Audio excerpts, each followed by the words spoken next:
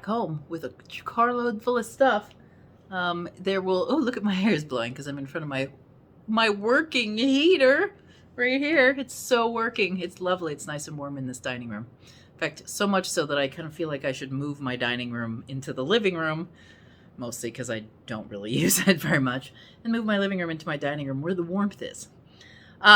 So this is, you're just going to have to be distracted by my hair blowing. Cathy asked about the Norwegian sweater that I have been sporting in some of these videos.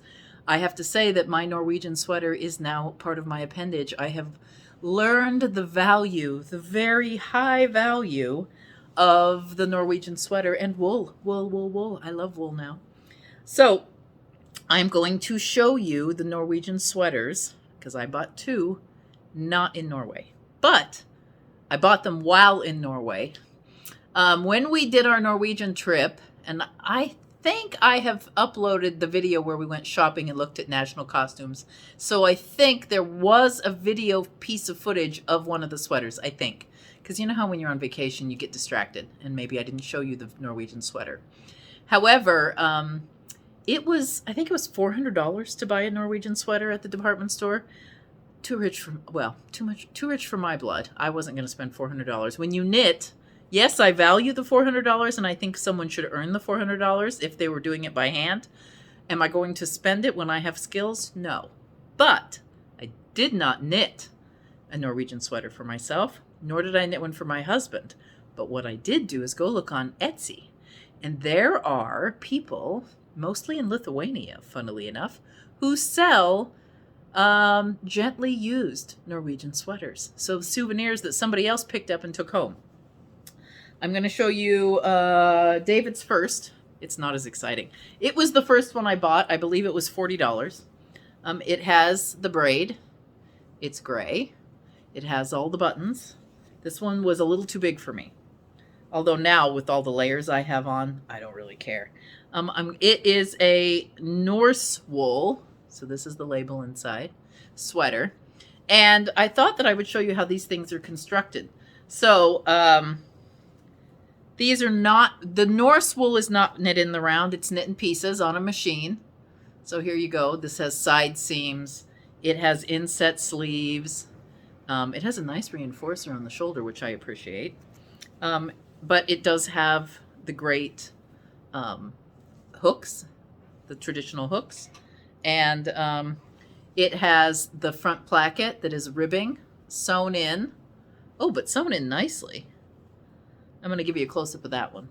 Because just like you would steek a sweater, they did envelop the cut or the edge, the outside edge of this cardigan with the traditional braid and enveloped it inside. It's actually, it feels like it's in the front. And then they used a serger to serge on this edge. I'm also going to show you the cuffs. The cuffs are 2x2 ribbing. Well, in this case, actually, yeah, they are 2x2 ribbing. The cuffs are 2x2 ribbing, transitioning into color work. So there you go. That's the cuffs. Now, and this even does have an underarm seam, so these were knit flat, clearly on a knitting machine. Now, mine, I also ordered mine online. I believe I paid between $40 and $60. I don't remember how much. But I ordered mine online. Mine is it just says, I can't pronounce it, but I'm going to show you the label because I can't pronounce that word. There we go. Oh, and I may flip this. Hopefully you can see this. It's a telemark style, and it's SKJ, the AE letter that I don't know what they call that. VELAND of Norway. So that's where this one, the company that this came from. I did also order this on Etsy, and it did come from Lithuania. But this one is done, and maybe it's telemark style, I don't know. This one is done in the round. So this is one piece of wool. It has shoulder seams, and this is what Arne and Carlos do when they talk about when Arne makes a sweater. He talks about the bottom is knit in the round. It's clearly steeked. So this is knit in a tube. And I can feel the steeking in here. This has been enveloped in the braid and then a backer piece of ribbing. But what's really cool on this one, I wear it and look at the techniques all the time. Look, they just did a knit and let it curl around like you would do on what I've seen on baby hats. See, it's stockinette stitch on the edge, but it curls around. They sewed on the braid and then let this curl around. And I really like it. It gives me something to fiddle with when I'm fidgety. So I love that. Love this technique. I also love the black.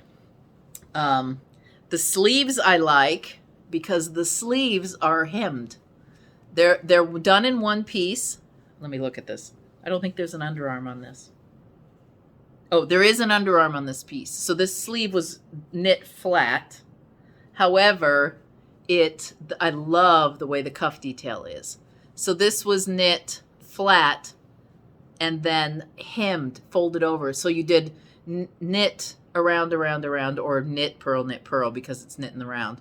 Or not knit in the round, it's knit flat.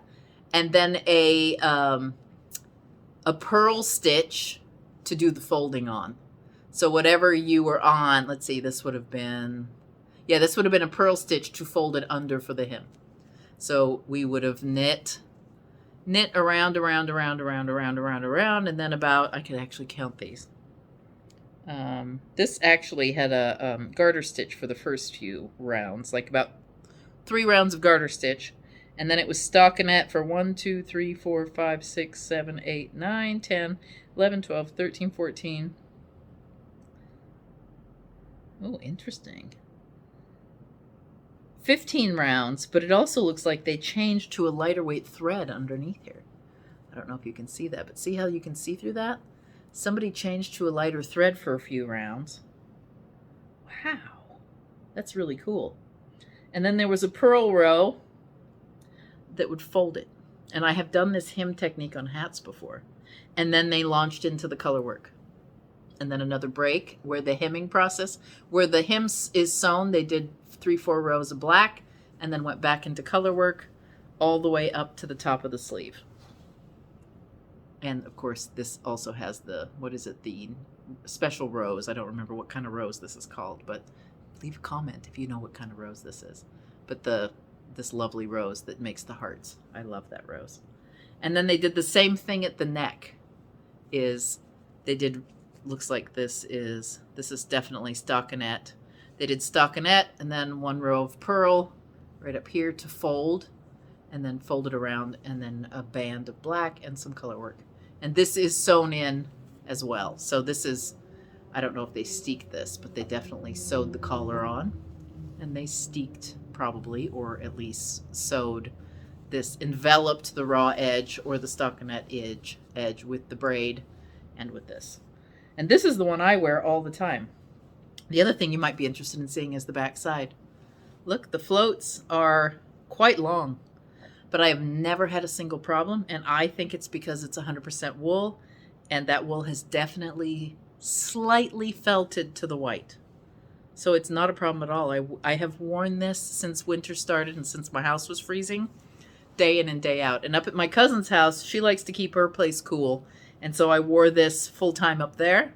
I wore this at my daughter's house, who likes to keep her house cool, and I wore it at my house. So this has gotten a lot of wear this year, and it is so comfortable and not itchy at all with my layers.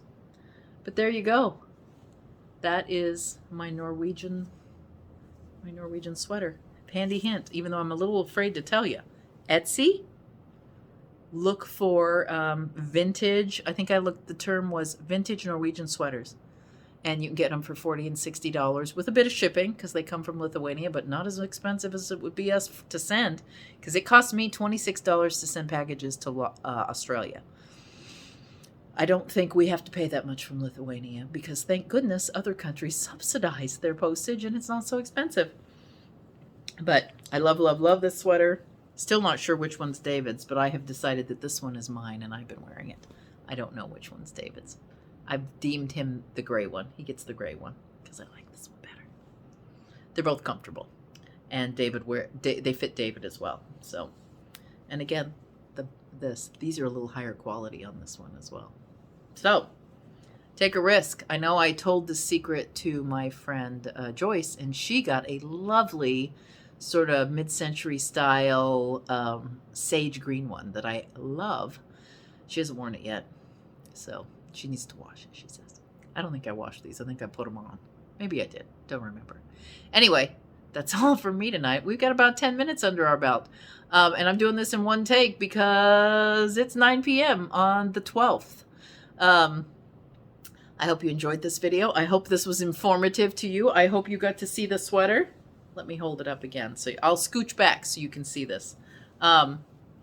I hope you enjoyed this video. Remember to subscribe if you haven't already and ring the bell so that you get notified whenever I put a new video up. And like or leave a comment. Would you buy? Have you ever bought a sweater? Do you own a Norwegian sweater? And if so, how did you get it? Did you buy it? Did you knit it? Or have you looked on Etsy and found a good place to find sweaters? Or do you do like Arne and Carlos and go look at the thrift shops for them? I'm going to stand back and take a couple pictures of these so you can see them. And then that'll be it for me tonight. I'll see you tomorrow. Hopefully with a craft or my tree up. Tree's not up. That's why I positioned myself in front of the nice snowflakes. Tomorrow we're getting a fireplace. So you're going to see my fireplace. And it doesn't have its trim, but at least there will be a fire. And then maybe I will feel enough, I'll feel less fear about putting up the tree and rearranging my living room. All right, I'll see you tomorrow. Bye.